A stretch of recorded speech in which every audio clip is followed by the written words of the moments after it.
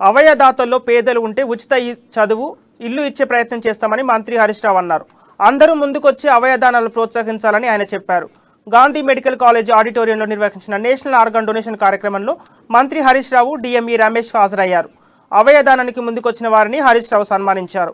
అవయదానం success కావడానికి డాక్టర్ల సహకారం కావాలని మంత్రి అన్నారు.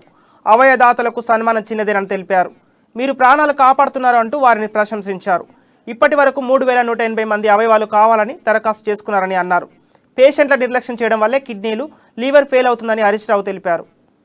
కానీ తమ ఆత్మీయుడు తమ మధ్య ఉండకపోయినా కూడా తమ ఆత్మీయుడు ఇలా మీరు చేసినటువంటి ప్రాణదానం వల్ల, మీరు చేసినటువంటి అవయవదానం వల్ల మన మధ్య బతికే ఉన్నారు. మీ కుటుంబ సభ్యులు లేకపోవచ్చు, కానీ మీరు తీసుకున్న నిర్ణయం వల్ల నిజంగా చెప్పాలంటే you are the real heroes.